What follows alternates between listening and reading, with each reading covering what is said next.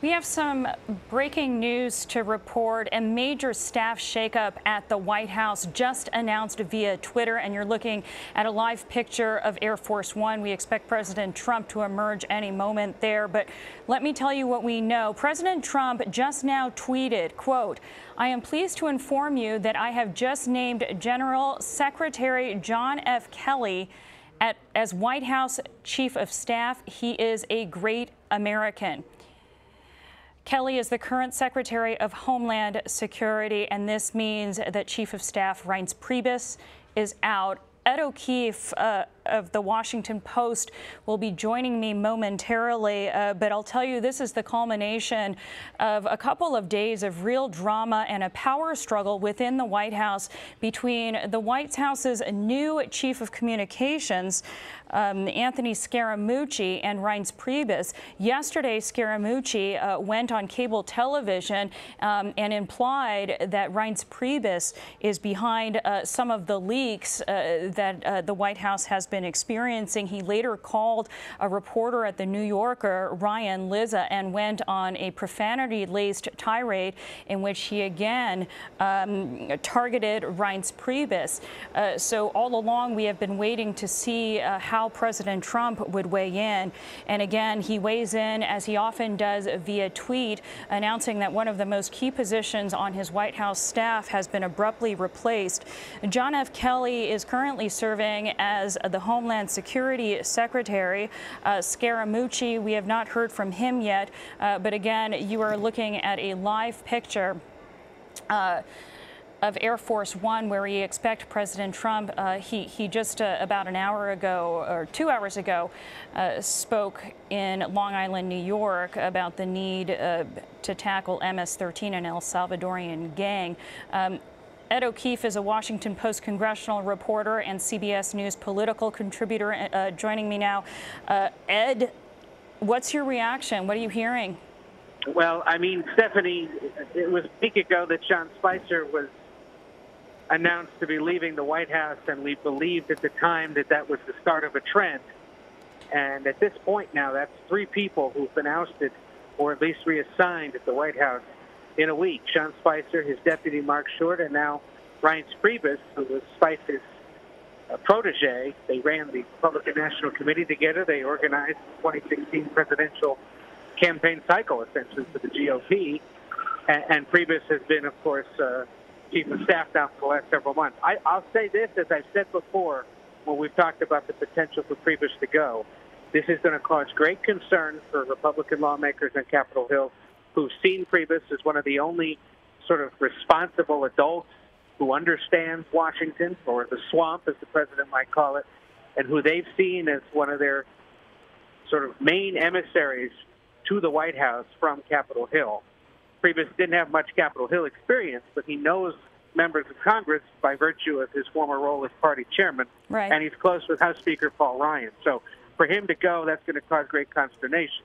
John Kelly, who the president at least says in a tweet is the new Chief of Staff, of course, is a former Marine general who was responsible for SOUTHCOM, or military operations in South America, Latin America, anything south of the U.S. border. In recent months has been running Homeland Security and earning plaudits, certainly from the president and his supporters, for his tougher stance in overseeing a stepped-up immigration policy that has led to the deporting more undocumented immigrants, and some tough talk, frankly, with Congress, telling them, especially Democrats, if you're upset with current immigration policy, well, pass some laws and I'll enforce those ones instead.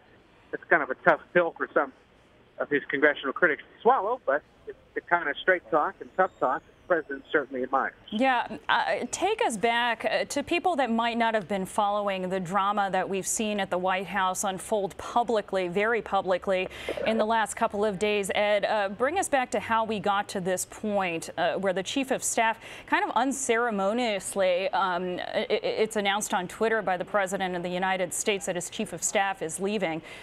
Just remind viewers how we got here. Unless there's been a second tweet, Stephanie, since we started talking, it only says that Kelly is the new Chief of Staff, right? Yeah. And given the reliability of Trump tweets in recent days, one wonders if all the I's have been dotted and T's crossed. But let's go back a week to when it was announced that Anthony Scaramucci, a longtime Republican donor and operative, was announced as the new communications director. He had been brought to Washington at the start of the administration, seemingly expecting to take on a more senior role, but boxed out by Priebus, who didn't want Scaramucci to be serving in the West Wing. So he'd been cooling his heels over at the Export-Import Bank and now has found his way in. He gave an explosive interview to the New York 2 nights ago, saying that he was going to fire Priebus or find a way to get rid of him, was going to ask the Justice Department to investigate him for allegedly leaking information to the news media, and just generally made clear that he didn't like Priebus, didn't get along with him, and was channeling, many believe, the president's frustrations, which are well known, that he believes the chief of staff, Mr. Priebus, needed to go. And, of course, this comes a week after Sean Spicer quit, knowing that Scaramucci might start to do things like this.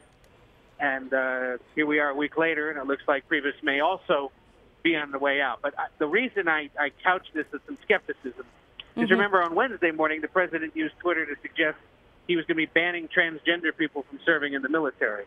Well, the next day, the Pentagon came out and said, we haven't gotten official word on that, and we're not changing our policy until we do. So let's wait and see here, perhaps, for some more official word from the White House.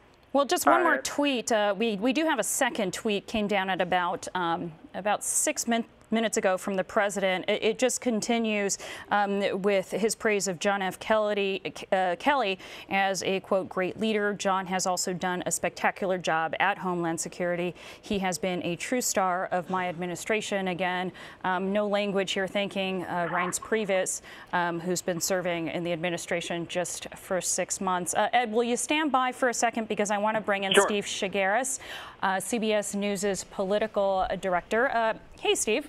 Hello. 5 o'clock on Friday afternoon here on the East Coast. I am not surprising. What are you hearing? Well, I think, look, Sean Spicer announced that he was leaving last week. He was a Priebus person. Priebus's deputy chief of staff was let go months ago. There's just not a faction that is pro-Priebus really in the White House at this point anymore. And I think the rumors, the rumor mill, as Ed sort of laid out this week, and there were things that were sort of setting this up this week to really suggest that Priebus wasn't long for this job. Now, it was reported that Priebus traveled to Long Island today with the president for his speech up there on gangs. Who knows what happened in that conversation? I'm sure we'll find out later, but maybe it was to sort of say, hey, this is it. But this isn't a real surprise. I mean, Priebus has been, this has been rumored for months that there's been, he wasn't the right fit. And keep in mind, let's think about now who Donald Trump has surrounded himself with that he seems to like. Generals, where John Kelly fits into that description. Business people, where Anthony Scaramucci fits into that description, and family. And so it seems like that's where the president is going with all of this. He's surrounding himself with people that he's comfortable with, and we're watching him get rid of people like Sean Spicer and Reince Priebus, people who were sort of outsiders from the get-go. Okay, we see President Trump now on a rainy day coming down from the plane, Air Force One. Certainly want to hear more from him in the White House on how all of this went down, and we're going to go to a special report from our network.